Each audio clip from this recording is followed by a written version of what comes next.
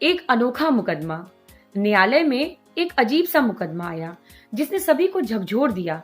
अदालतों में प्रॉपर्टी विवाद व अन्य पारिवारिक विवाद के केस तो आते ही रहते हैं, मगर ये मामला बहुत ही अलग किस्म का था। एक 60 साल के व्यक्ति ने अपने 75 साल के बूढ़े भाई पर मुकदमा किया था। मुकदमा कुछ यूं था कि मेरा 75 साल का बड़ा भाई अब बूढ़ा हो चला है, इसलिए वह खुद अपना ख्याल भी ठीक से नहीं रख सकता, मगर मेरे मना करने पर भी वह हमारी 95 साल की माँ की देखभाल कर रहा है।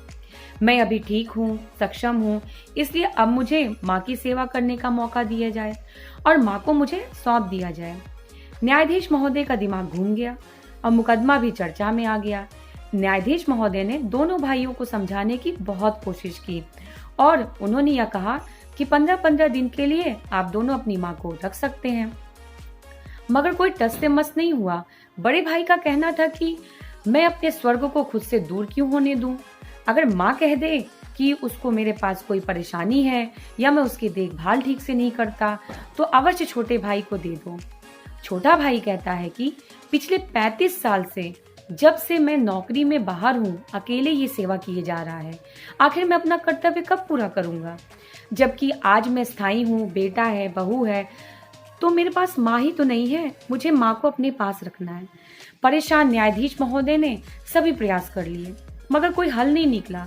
आखिर उन्होंने माँ की राय जानने के लिए उसको बुलवाया और पूछा कि वह किसके साथ रहना चाहती है। माँ कुल 30-35 किलो की बेहद कमजोर सी औरत थी। उसने दुखी दिल से कहा कि मेरे लिए दोनों संतान बराबर हैं। मैं किसी एक के पक्ष में फैसला सुनाकर दूसरे का दिल नहीं दुखा सकती। आप न्यायाधीश हैं, निर्णय करना आपका काम है। जो आपका निर्णय होगा मैं उसको ही मान लूंगी।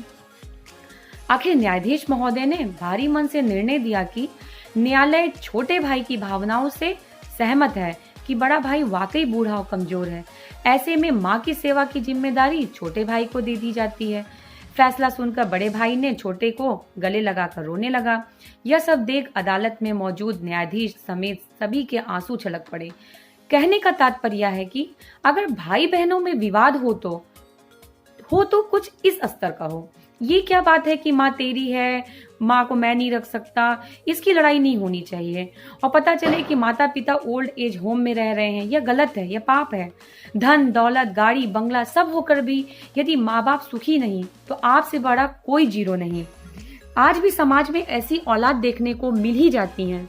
कुछ इतने गिर गए हैं कि अपने माता पिता को ही इग्नोर करते हैं और सेल्फ डिपेंड होने के बाद माँ बाप को माँ बाप तक नहीं बोलते। उनकी धन दौलत मकान तक को पाने के लिए कोर्ट में मुकदमा करने के लिए भी नहीं हिचकिचाते। लानत और धिक्कार है ऐसी औलाद को। यह कहानी शायद ऐसे बच्चों का सुधार करने में सफल साबित हो, यही आशा है मेरी। यदि समाज में ऐसे बच्चों में बदलाव चाहते हैं तो इस कहानी को दूसरों से शेयर जरूर करें और लाल बटन जरूर दबाएं। धन्यवाद।